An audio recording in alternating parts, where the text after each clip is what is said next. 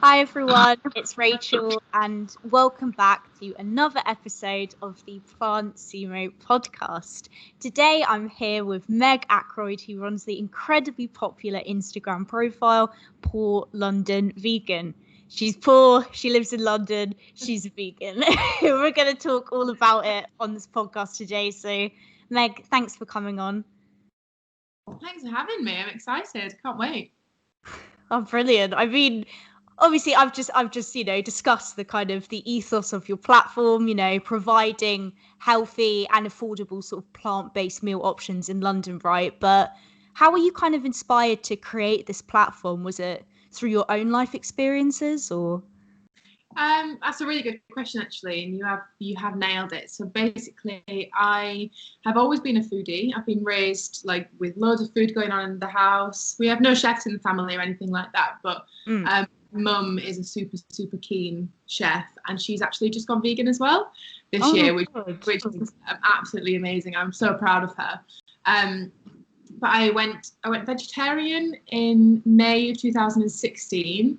And then I was vegetarian when I moved to London, and kind of veganism was always the thing that was on my mind of like, oh, I should do that. That is something, if I really care about the cause of vegetarianism. And I had all of the, I was obsessed with David Attenborough and all of the check marks that you are when you are in that sort of plant-based world.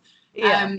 But it wasn't a romantic, driven to the cause sort of thing that made me turn vegan. It was actually, I had a 4-cheese pizza, and it messed with me to a level that I was just like, you know what, I can't do this anymore. I can't do it to myself. And I think a lot of people wrestle with the fact that we are definitely all lactose intolerant, and you just decide to ignore it for as long as possible.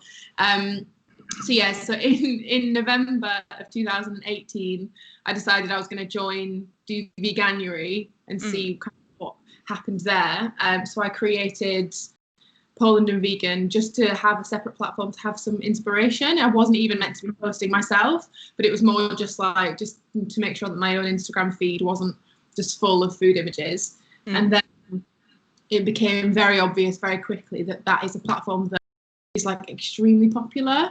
I was never really interested in being an influencer, but in terms of people using Instagram to share a message and actually, promote certain lifestyles and whatever, and it's not just about fashion and beauty, but it's actually about ethics and the amount of education, especially with what's happened recently over summer with all the Black Lives Matter and anti-racism. I found Instagram was such an important platform just to educate myself. So I started using that, and if you did a deep dive of PoorLondonVegan, it was all just rubbish posts quickly snapped on my phone. That I just kind of built up over the years, different skill sets, and learn new things and find out what people want. And yeah, sorry, was that really rambling? Was that what? No, that was fantastic, because I feel like we've got a lot to talk about. That's so interesting, firstly, with you and cheese, because I think so many people who want to go vegan, they have this whole like love affair with cheese, like, oh my god, I can't give it up, I can't imagine giving up cheese. But for you, it's the thing that like pushed you over the edge. You were like, no, I'm done with the bloating. I never want to experience this again. Don't get me wrong, I was a big cheese lover, and my family are as well. But yeah, you're absolutely right. I can't give up cheese is the one thing that I hear the most from people when they talk about veganism, which is just hilarious. Yeah, and we're definitely going to touch on the other things you spoke about, not just like, particular foods and how people necessarily feel about like, sacrificing them or giving them up, but also what you said about the Black Lives Matter movement, because I think actually when I came across your profile and I saw that, you were bringing light and attention to these topics, it made me think about all the ways in which living a plant-based diet is connected and relates to, issues surrounding race and stuff like that, and access and privilege and community. So that's something we're definitely going to discuss. But before that, I want to center in on what you said about Veganuary, right? Am I pronouncing that correctly? No, because Veganuary, it's not how you say vegan, but it is how you say January. So I would assume that it is Veganuary, but no, I've never heard it said out loud apart from my own mouth. But yeah. I invented it myself. My brain was just like, my one brain cell was working so hard trying to pronounce that word. I was just like, yeah, though. I mean, as we know, a lot of people when they go on, like, go vegan, or they go onto a plant-based diet, like during those sort of, like, you know, like a Christmas revolution or like Veganuary or whatever, you know, they tend to kind of revert back. But for you, I assume when you went over to a plant-based diet, you've kind of stuck with it, right? Yeah, 100%. 100. Yeah. I actually just found it really easy. And I do think that the ease of turning vegan does come with being comfortable in a kitchen. I know that there are so many options for people that aren't like capable in kitchens, and at the end of the day, pasta and tomato sauce is vegan. So if you cared about the cause that much, you would do it anyway. But I just absolutely loved it. I loved the challenges that it presented. I loved, you know, just doing a big clear out. I did it the same when I was vegetarian. I did it just one day in the middle of the week. I didn't do a full life overhaul. I was just like, I'm going to do this now. And it was when I was at uni, so I just put in the uni group chat, like, does anyone need some turkey breasts? I'm not eating it anymore. haven't resorted back, haven't had an accidental, you know, chicken burger after a night out. The only thing that always gets me is milk powder and crisps, because I never think to check crisp packets. But yeah, milk powder in them every time. But that's always what? There's milk powder, and I feel so uneducated right now. Seriously? Milk powder is everywhere. So you wouldn't believe. So in a chicken and mushroom pot noodle, no chicken in it, there's barely any mushroom in it, and even the noodles are not egg noodles, but there's still milk powder in it, so they're not vegan. Oh my god. Honestly, just, I don't know what it is. Maybe it makes some food creamy, I'm not sure, but yeah, milk powder is that sneaky child that just pops up every now and again to stop me in my life. I love how you called it sneaky child, because it is literally like that. There's so many things like cereals and stuff where you think, oh, surely this is vegan, but you actually look at the label and there's animal products in so many things, which is why it's so important we have sites like yours, you know, where people get educated about stuff like that, you know, how to check. On the other side, you've got Oreos that are chocolate and creamy, and you wouldn't even think, and then they just happen to be vegan by accident anyway. It's a marvel. Oreos are a blessing. They really are. Yeah. I was discussing with someone else I had on here about how amazing it is. So many more brands are creating vegan options, especially Ben and Jerry's, because I've been kind of flirting, experimenting with plant-based food a lot recently, which is part of why this podcast kind of came about. So knowing that they have so many vegan options was just like a blessing to me, because I was like, thank God, I won't have to give anything up, you know. Ben Jerry's do a really good job, and also Rowntrees have just gone vegan. Ooh. I'm not sure if they've gone 100% vegan, but I know for sure that their fruit pastels have just become vegan. Galaxy have just released 2 new flavors, so they've got 5 flavors now, which is just incredible. And it tastes really realistic. So we're getting more and more options. It used to be Veganuary, where it was just like that's when the new releases would come out. But I do think brands are just aware now how much veganism is popular now in this decade, and how much people are caring about it. And I also think that lockdown has had a massive factor in it, because people are spending more time at home. Yeah. People have more time to cook. People aren't as stressed just coming home and ordering takeaway, or freaking out and thinking about what can they eat. You know, they have the whole day in the kitchen and they can figure out what they want to eat. So it is a really exciting time for veganism, I think, at the moment. Yeah, I definitely agree. I mean, we could sit here all day and just discuss how many new, sweets brands and chocolates and stuff are coming out which are vegan. But what you said there about coronavirus, I agree with 100%. And I think as well, it's having that space to contemplate your ethical choices, because so many people live these 9-to-5 lives where they're constantly rushed off their feet, and they're commuting or they're working or they're doing this and doing that, and there literally is not the time to sit down with yourself and think, what am I doing, what impact is it having, how comfortable do I feel with the choices I make every day. And yeah, I think that's really great, and it's good that you brought that up. Yeah, we have my flat a lot, because I live with my boyfriend and he's also vegan. And before we moved in together, we did a lot of batch cooking. So it was very much like Sunday, cook six meals and whatever. But since we moved in together, so he's actually 6'5". Oh my God. And he works out. He loves exercise for his mental health, which means that he genuinely needs to eat about 4,000 calories a day. Oh my God.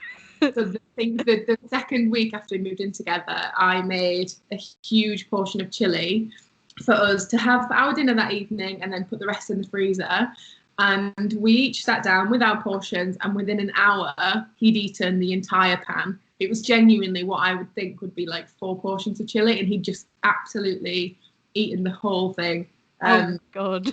That cooking has gone slightly out of the window just because I can't predict his portion sizes. But yeah, I think being home a lot more has helped with cooking and just connecting to everything else that's going on as well. And I think I've been very fortunate over lockdown and coronavirus in general, but so many people have been so vastly affected by what's happening. Yeah. Giving everyone a chance to just slow down, kind of take a look at the smaller things that they can appreciate. And it's not just about traveling and having the best holidays and having the nicest clothes to go out in. It's like being the best person and looking after your people in times of need. And especially, as we head into winter, people are getting just really I don't want to use depressed in a really casual way, but I mean genuine situation can be just depressing. For people and sorry, that got really bleak there. No, I mean, if we're being honest with ourselves, it's a pretty bleak situation, isn't it?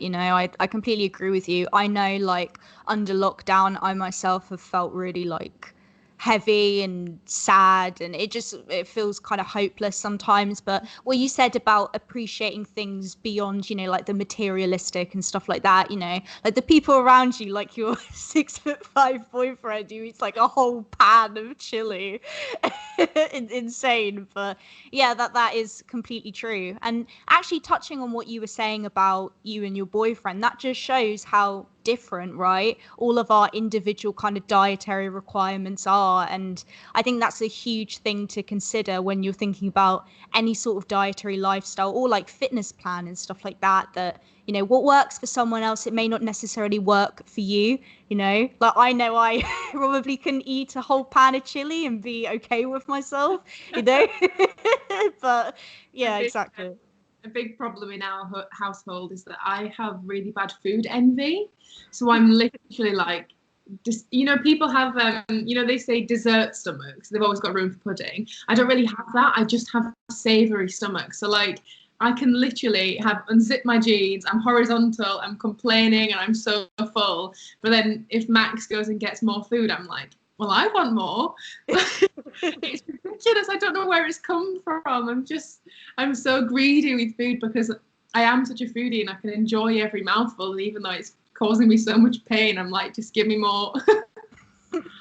No, I get that with like ordering food, and I'm always like, oh, I want this to be like a real blowout. I'm going to indulge tonight. And then it all comes and like you finish the first thing you have and you're like, I can't do this, and it just feels terrible. But I think everyone would definitely agree you're a foodie. Looking at all the stuff you post, there's such a diversity of food on your Instagram page, and I think that's really cool. Like, so many different recipes that are inspired by so many different cuisines and stuff like that. You've got like super healthy food, you've got fast food, which I think is important. People need to know when you're vegan, you don't have to like be eating salads and broccoli only. Do you get what I mean? Like, it should be balanced. There is a massive stereotype that vegans eat like raw healthy food all the time, and that works for some people, and it's it's fantastic. But you can also you don't need to be boxed into that. Like, vegans can literally eat chips and gravy every day of their life. They can have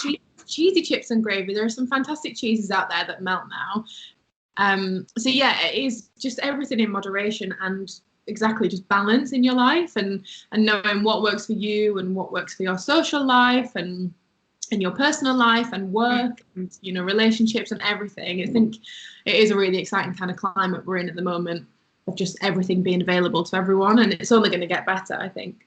Yeah, exactly. And I mean, with the internet, there's so much more exposure for this stuff. And like you said, like so many people are at home, they have more freedom to cook, and you've got a ton of vegan recipes online, so people can experiment with that. But all you said about like chips and gravy, you know, like it's all vegan. Like all the vegans up north are just like cheering right now, like vibing. I'm actually in my hometown at the moment of Halifax, West Yorkshire, which is literally. Oh, cool. Everyone here is obsessed with chips and gravy. It's brilliant. Or chips and curry sauce, which I actually think is vegan in a lot of chip shops as well. So you know, the possibilities are endless.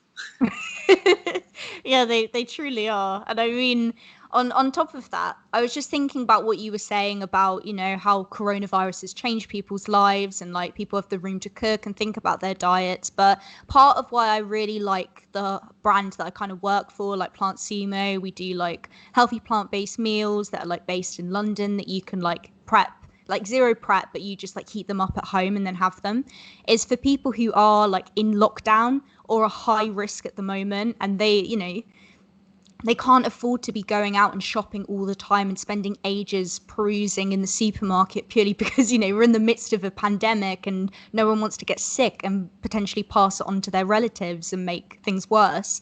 You know, being able to have those kind of meals delivered directly to you, I think opens up living a plant-based lifestyle for more people. Because I personally know someone who's quite old, you know, she's an older woman and she's quite high risk. And she's wanted to go vegan for ages. And in her head, she was like, I can't do it at the moment because of coronavirus. And I was like, services like this would really benefit you, you know? So, yeah, rambling a bit myself, but. I absolutely love it. And I think companies like Plant Sumo are really important right now because there are a lot of, I mean, I won't name any names, but like the meal box companies that come to your house, not a lot of them have vegan options. It's all vegetarian and, you know, you can swap them in and out, but I think there is room in the market at the moment for vegan services that just help you out with kind of transitioning, and it doesn't have to be 100% for every meal. But I think flexitarianism, is that what they're calling it now? Being flexitarian, that's so you know, it's in vogue at the moment, isn't it? It's very popular over the last couple of years. Truly is. It's very stylish, and I think part of that is the whole, you know, like. It's on your own terms, and it's not like, you know, because too many people see being vegan or living a plant-based lifestyle as like a political statement, and that's all it is, you know, as if it's not like a whole new way of enjoying and experimenting with food. It's just this like, this is a label I've applied to myself, and now you have to see me through the lens of this specific stereotype. And I'm just so against that.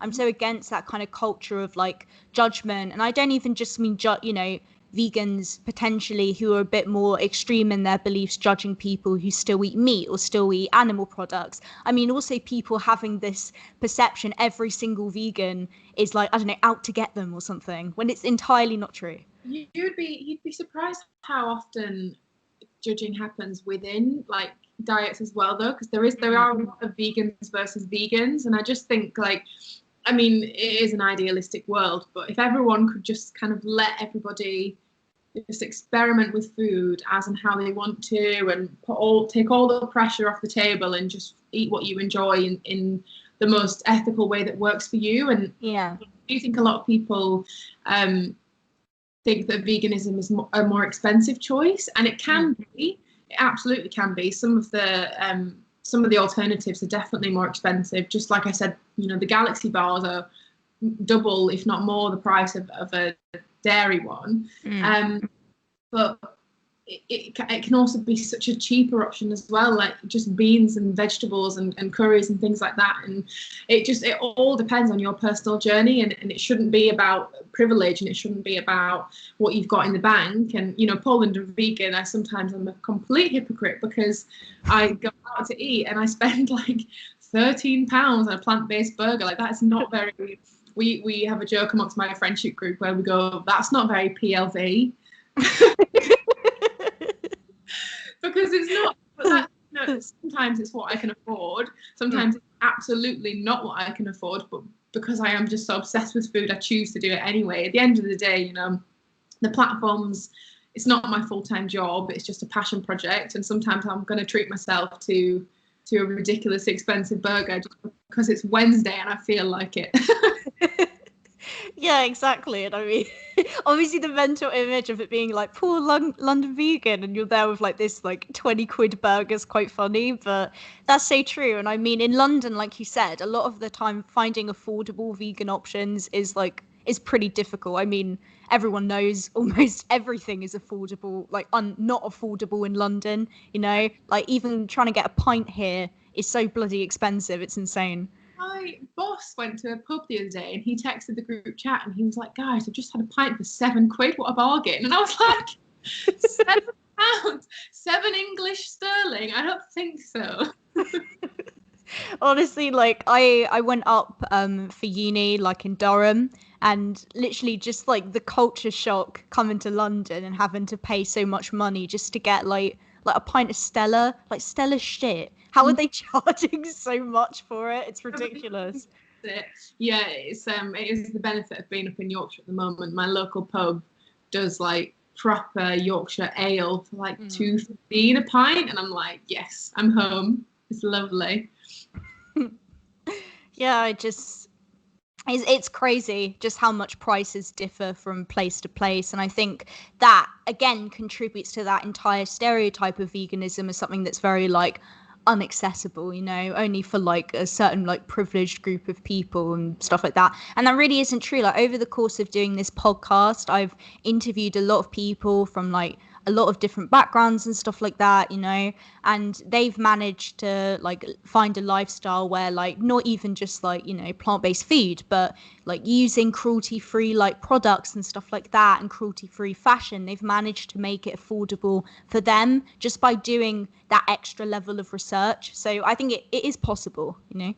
100%. And also I mean, some of the fast food chains now are getting onto it. And Greggs has got a couple of options. KFC has got like their vegan burger. Burger King have got one now. Nando's have just created their vegan chicken. So it's very much, you're absolutely right. I think if something is the same price as what it would be vegetarian or meat, people are on board with it. I think it is when it gets to the way more expensive kind of like, why is it that expensive options? And like cheese is one of those where it can very much be just like £5 for a block of cheese, and it's like, come on, we're not there yet. But yeah, 100%, you can just make it work for you. And that's, like I said, sometimes we try loads of new recipes and our food shop is like just extortionate for 2 people, and then other times it's like we eat our like go-to recipes, like the greatest hits almost of the recipes in our flat that just a retreat every time if we're a little bit stressed with work or life's a little bit busy, and we just know that they're going to be, you know, the hard hitters, and they're super cheap to turn out and very, very easy, and they don't need to be top chef, and it's just whacking things in the oven. And there are some fantastic cookbooks out there that are just like one tray bakes of food, and they create meals for like 5 days, and it's just, there are options for everywhere. But you're absolutely right, you just need to do the research and kind of seek that out. But Instagram's a fantastic tool just to get you started for sure. Yeah, exactly. And I mean, well, what you said there about like there are so many easy plant-based options that you can literally just whip up in the kitchen in 5 minutes. It's just, you know, in a way, it's this entire perception of veganism being very inaccessible and plant-based food like, oh, you have to do a lot to make it taste great, which really isn't true. I mean, I think no matter what diet you're on, what makes food taste great is having high quality ingredients and understanding how to cook and season things. You know, like it's quite funny. I was talking with someone else who I had on here about growing up. I like hated broccoli, vegetables, all that kind of stuff. Like I grew up a bit of a chubby kid, partly for that reason. And literally, I hated them so much because my mum was steaming them like in nothing, just water, just steamed. And like looking back, I'm just go to hell. Yeah, exactly. I'm just like child abuse. Like, it's so sad because I mean, if you know how to cook vegetables, they're delicious. They are literally so nice. I'm not even flexing when I say that. Oh, I like veg. You know, it's true. Yes, put it on your CV. Big fan of vegetables. You're absolutely right. I think I honestly think the oven tray bake has revolutionised vegetables for me, especially when you've got a bunch of things in there that take different times. So my example is like, if you've got a sweet potato in there and an aubergine and a broccoli, like broccoli needs just like 5-minute blasting at the end, then you need the sweet potato in for like an hour. So I really like doing that, where you have the seasoning, which again is just like absolutely, it's just so important with vegetables and making it all work. And I don't know about you, but I'm an absolute garlic fiend, so I will just recipes as much as I can. But yeah, whacking all of that in a tray in the oven with just like salt and pepper and like really good quality oil, and it's banging. It's better than any meat I've ever tasted. Yeah, exactly. And I love the versatility of your kitchen. I'm just picturing you with all these different like vegetables, you know, you've got your aubergine, you've got this, got that, like pulling trays in and out of the oven, just I did a party with some of my work friends a couple of weeks ago before, because London's now in tier 2 lockdown. I think it starts tomorrow. So it was before all that. So it was all gravy. It was all allowed. But I did like a Lebanese feast, which was absolutely sensational, if I say so myself. But I did like 7 different dishes, and I was cooking all day. And oh my God, it always gets to right at the end where there's like, this needs putting in the oven for 5 minutes, and then you need to put the wraps on right at the end. And that's like my favourite part of cooking. It's like the panic, or when you do like a full English breakfast or a roast dinner, and you've got all the different components coming in together. That's my favourite part of cooking, because you feel like you've earned it when it goes right. I've never met anyone who said the panic is my favourite part of cooking. It is, because when you sit down and enjoy a delicious meal, if it's been, you know, super casual and easy to make, almost like you're a Disney princess and all the little cartoon animals have come in and just helped you, it's like you've not earned that. But if you've sweated and you've sworn and you've burnt your arm because you've reached into the oven too far and the food is still delicious, then you're like, yes, I'm a top chef. Like, I survived this, you know.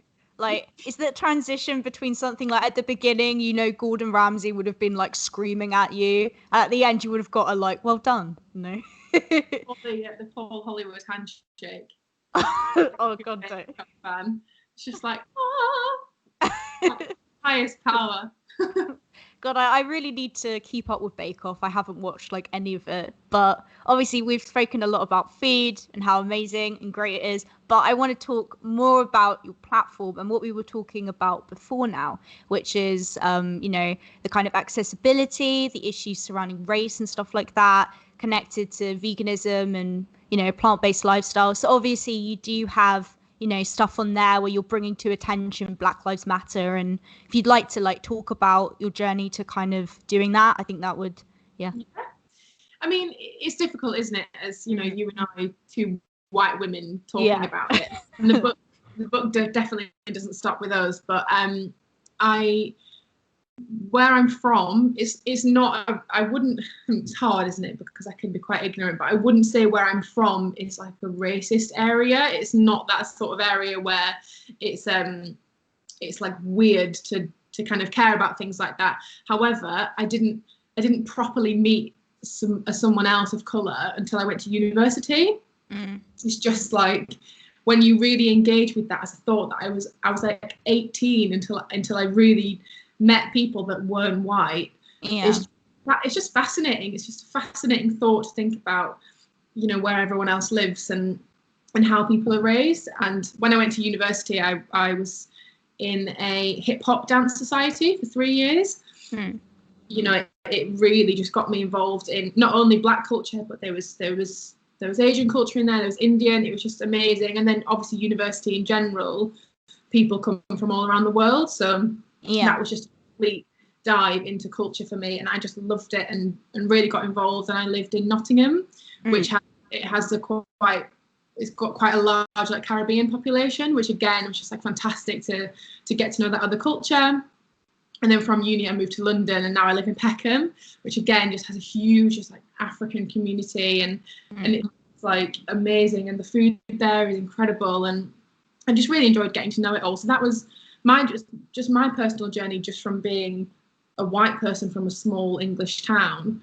But when all the Black Lives Matter stuff started in June, it was very much I learned the term anti-racism, because it wasn't just well, I'm me, I'm Meg, and I'm not racist. But it's now the next step, which is anti-racism, which is basically calling out what you see. So it's not just me living my life and I'm not racist, so I'm doing a good job, but it's actually seeking out that, trying to educate yourself further, even you yourself aren't racist, or trying to educate others and speaking out against injustice. So it's difficult. It's something that I've been it's still a continuous journey, and a new for me is learning all about anti-Semitism and Judaism, because again, like, that's just, I'm from a Catholic background, so it's a lot to learn, and it can be really overwhelming. I remember sometimes in like June and July, I found myself just like not going on my phone at all, because I would just go on there, and it was like half of my timeline was the Black Lives Matter and the protests, and then half of my timeline was coronavirus and just all of that. So it became very, very overwhelming very quickly.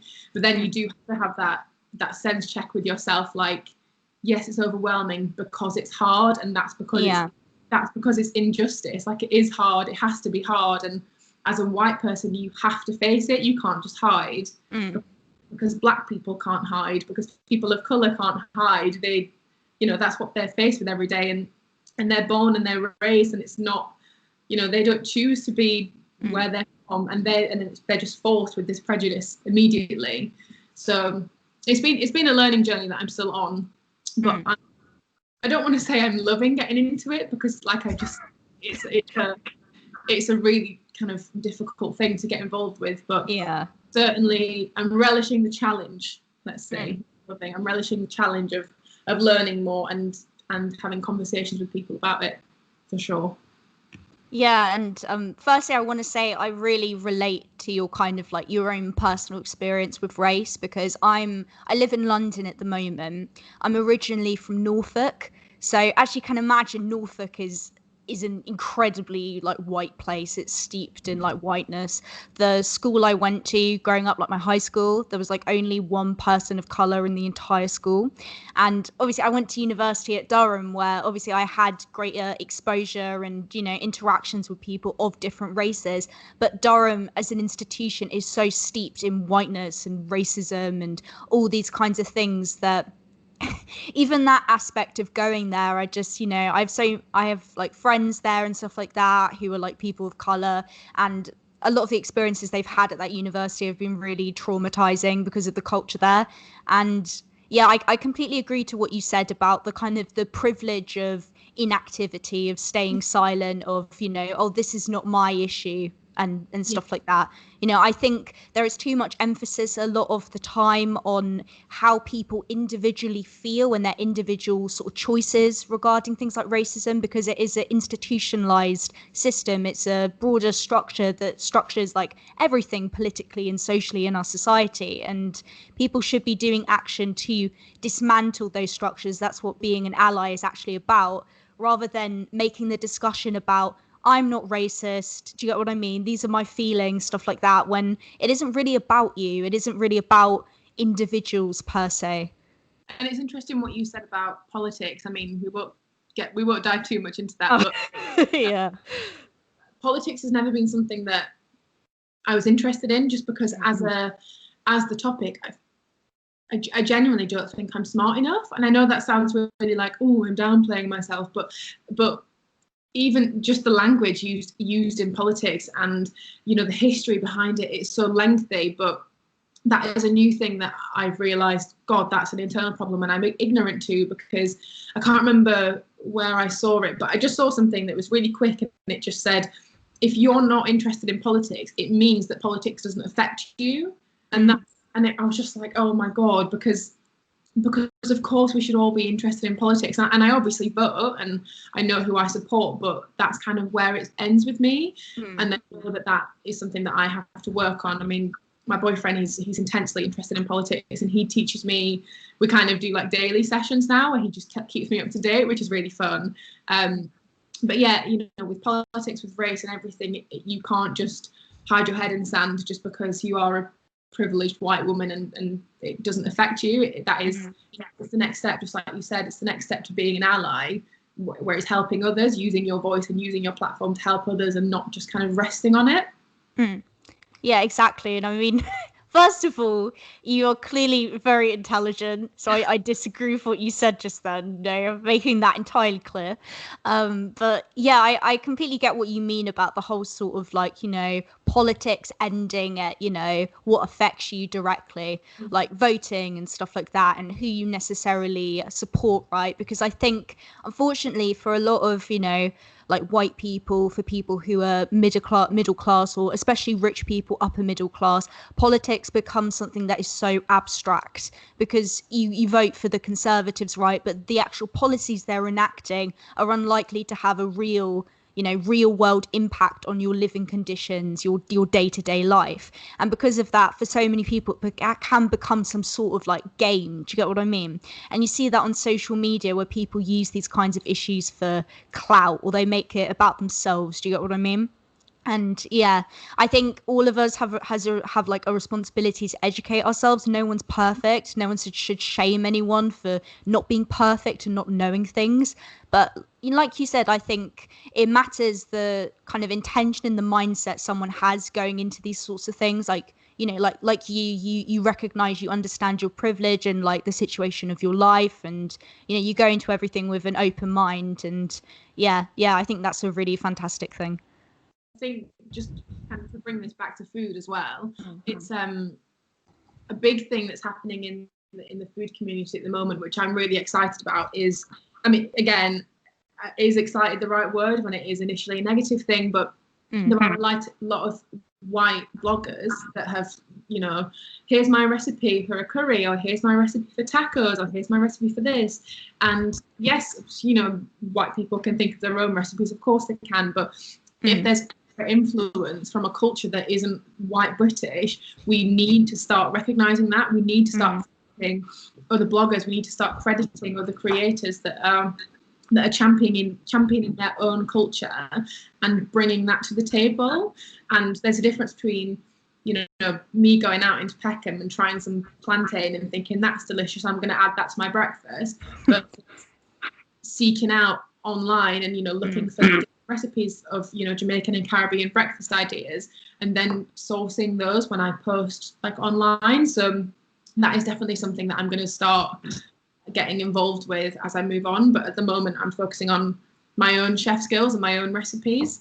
But for sure, you've got to bring that culture and the awareness into the food space as well, because vegan food blogging, I hate to say it, but it is still very much a white fronted. My audience is predominantly white. Everyone I see on my timeline is predominantly white, and there are some fantastic creators out there that are just waiting to be discovered. And just because of the institutionalized racism that we have in this community and on in this country, they're just not getting their voices heard. So it is important to kind of get that out there as well. Can I recommend another influencer on this program? Podcast? Yeah, of course you can. I would love for you to. So my friend Kim, she is called the Vegan Food Fiend on Instagram, and she does roundups. She's white Belgian, and she does roundups of, she's done South Asian, and she's done Black, and she's done Indian food creators, and she does all these like roundups of everything they create, and then everything she writes in her Instagram post, she captions them. And I just think she's doing a really good job of using her white privilege to kind of champion people of color and what they're doing in the food space. So podcast listeners, I would check her out. Yeah, I mean, I might even have to have her on myself, because it sounds like she's using her platform in a really cool and interesting way. She really recommend that. Yeah, definitely. I mean, God, I'm just trying to think through everything you just said. Yeah, that is completely true about, veganism and, plant-based as a kind of label being dominated by these very, white, thin, predominantly female influencers, and how, there needs to be room for, not just like people of color, but people of like different weights and stuff like that, people from different socioeconomic backgrounds who have different challenges in necessarily being vegan because they can't buy super expensive products and stuff like that. So I agree. Yeah. Even men. Yeah.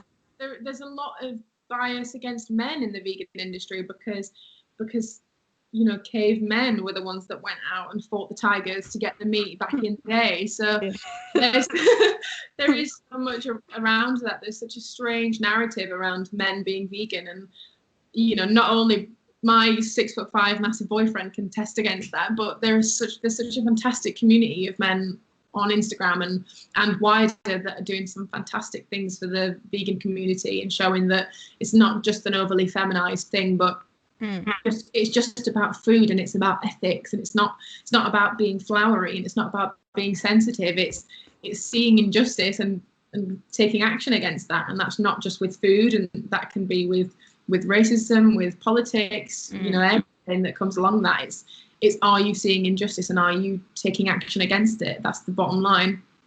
Yeah, exactly. And I mean, I find that crazy myself, the fact that we link femininity to certain diets and certain ways of eating food, you know, as if to be a man means you have to be like constantly eating meat and eating like huge portions of food. And I think so much of that is diet culture and this kind of attachment of women and even femininity sometimes to, like, you know, limiting what you eat and only eating specific things and stuff like that.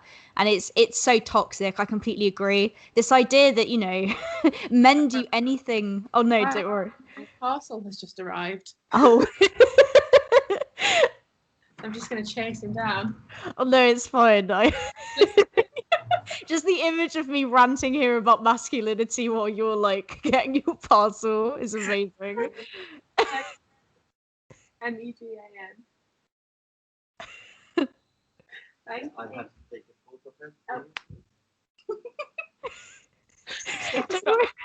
No, this is amazing. Don't worry if you need to put me down for a second. I got it. My mum was like, yeah, there's going to be a parcel arriving. And I was like, yeah, okay, that's fine. No, I'm like, God. Is this going to turn into a haul now? I'm thinking. Sorry. No.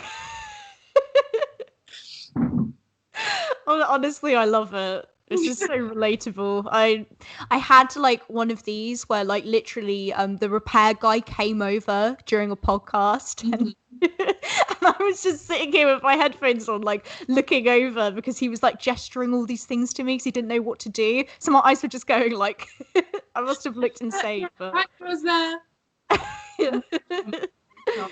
Okay. The lockdown life, it's just anything goes all hours of the day, and you forget you've actually got, you know, a job to do or a podcast to host or work to do, and it's like, yeah, I'm just gonna go grab this delivery. No, like I totally get you, and especially just because you can't try on any clothes in shops. I know personally, like I've ordered so many clothes under lockdown, like it's a bit of a problem.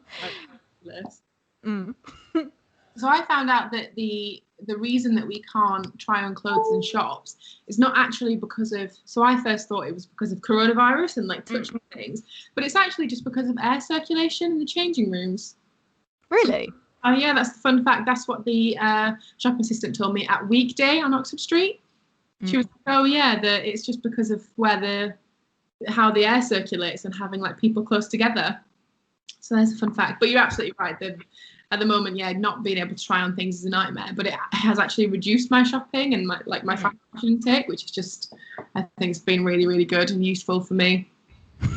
Yeah, that's definitely surprising. I mean, I definitely was of the mindset as well that it was like, oh, contact, but that does make sense. I mean, changing rooms are horrible in the first place, so I barely ever want to go in them, but you know how it is. And it's the lighting as well. It's just terrific. Yeah, I swear they use the most synthetic light possible, and then you're in there and like every insecurity you've ever had is like in your head. Yeah. Remember that pizza you ate yesterday? Because I do.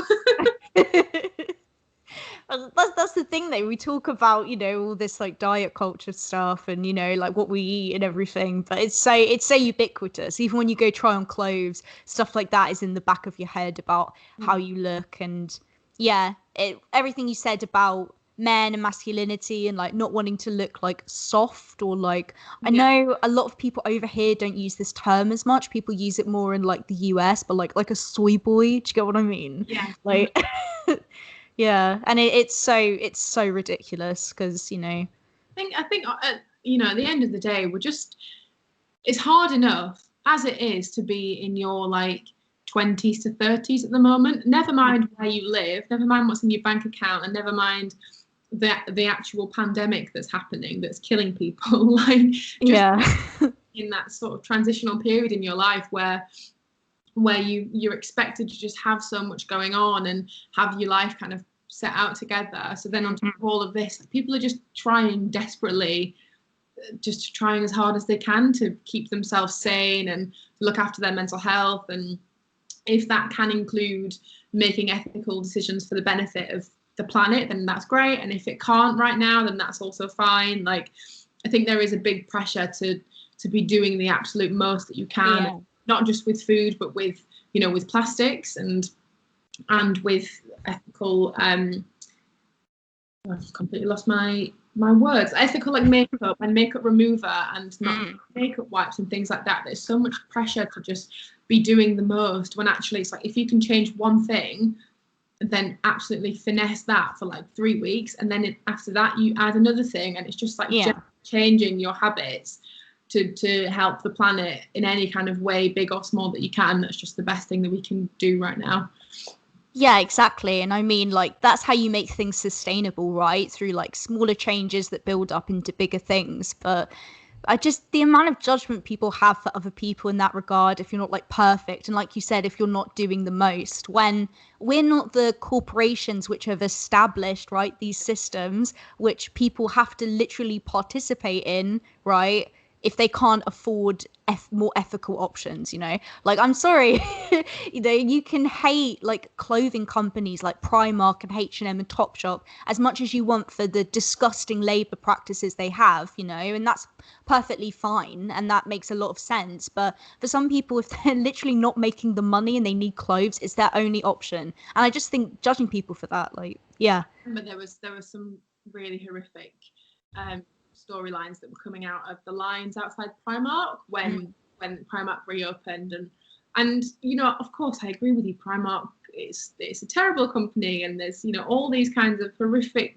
malpractices that go on over there. But at the end of the day, if that's all you can afford, like, you know, imagine if you were in poverty for the whole of lockdown and your kids needed new clothes and you were desperate to get to Primark to keep that up because that's all you could afford, and then the next day you see all over the news like disgusting chavs queuing outside of Primark. Like, it absolutely just makes your heart just wrench thinking about those people that aren't in, you know, our positions of privilege or even positions of wealth to make ethical choices. So it's hard, isn't it? And it's an ideal world where we could all just be sunshine and rainbows, but unfortunately that's not the society that we're in at the moment. But fingers crossed that there are enough people coming through that are speaking out in the right sort of narrative to help that move along. Yeah, I mean, honestly, the media loves to demonize the working class for anything, but I'm not gonna get into that right now. Maybe that's for a future podcast.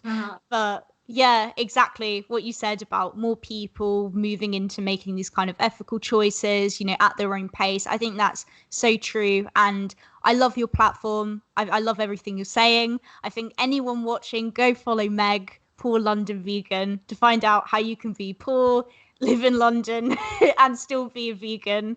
Thank you so much for coming on. This has been a really amazing episode. Thank you. So once again, this is Rachel. This is Meg. Go follow her. Hopefully soon I will be having her friend on. We'll see what happens.